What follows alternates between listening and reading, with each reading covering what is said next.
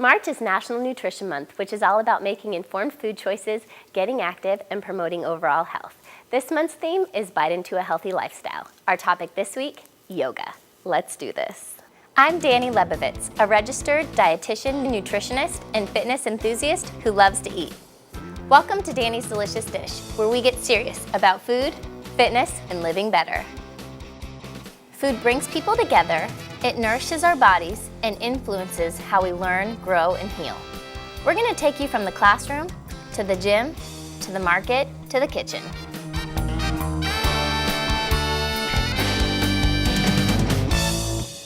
Yoga is an umbrella term for philosophy, spirituality, meditation, and physical exercise. Today we're here with Kaylee Squire, a yoga instructor here on Robins Air Force Base and an active duty airfields operations officer. Kaylee, what are you going to teach us today? Thanks, Dani. So today I'm going to teach us 3 essentials for a physical yoga practice. First, we'll go through a breathing technique that helps calm the mind and balance the brain. Then we'll go through a series of poses called Surya Namaskar A, or Sun Salutation A. And finally, we'll close with a restorative yoga pose that fully relaxes the body and mind. Yoga recognizes a connection between body, breath, and mind. It's thought that through controlling the breath, we can control our mental and physical states. You might hear in your yoga class your yoga teacher cue you to inhale and exhale as you move through poses. This is one way to control our breathing. Today, though, we're going to do an isolated breathing technique called alternate nostril breathing that we can do at any time and any place. To start alternate nostril breathing, let's just begin in a comfortable seated position. We'll rest our left hand on our left thigh and draw our right hand close to our face, bringing the thumb and the middle finger close to the nose. To begin, plug the right nostril with the right thumb and inhale deeply through the left nostril, holding the breath at the back of the throat. Then, plug the left nostril with the middle finger, release the thumb from the right nostril, and exhale fully out the right nostril.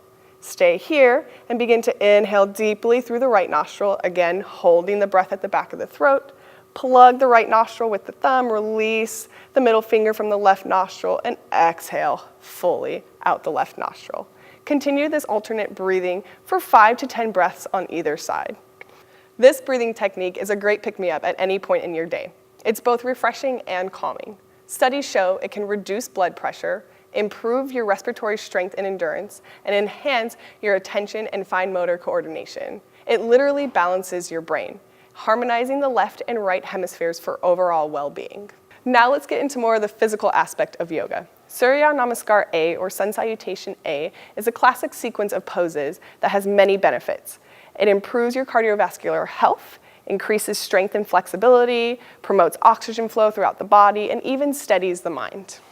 We'll show a few variations of the poses to both modify and increase intensity today. To begin, let's come to the front of the mat and take mountain pose, rooting through the balls and the heels of the feet, trying not to grip the mat with the toes. Let the arms come down to the side so the palms face forward.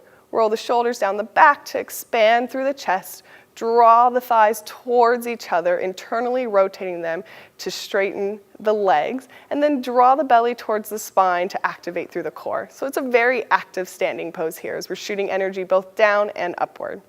On our first inhale, we'll reach the arms up, letting the palms face each other, maybe even touch here. Holding on to this length in the spine. Exhale, hinge at the hips, and fold forward.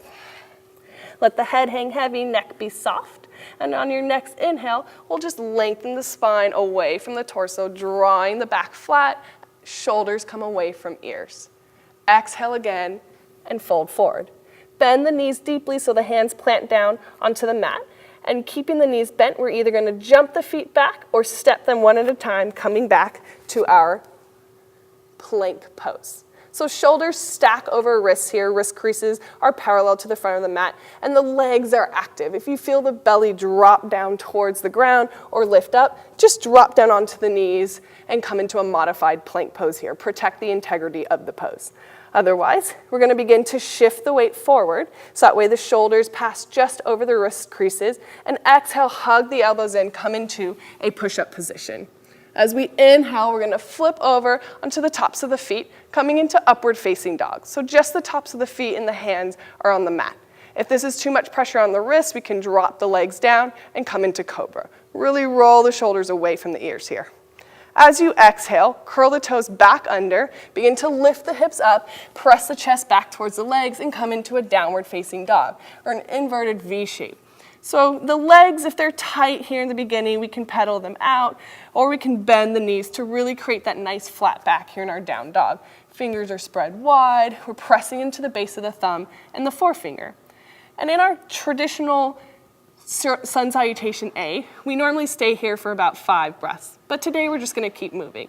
So on your next inhale, look between the hands, come up high on the balls of the feet, bend the knees, and begin to step the feet or jump the feet forward, trying to land as light as possible. Inhale, lengthen the spine to come to a flat back again, and exhale, fold forward.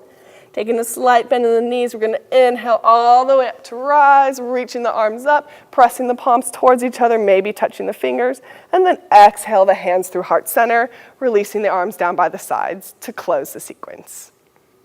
Finally, we'll finish with a restorative pose called legs up the wall.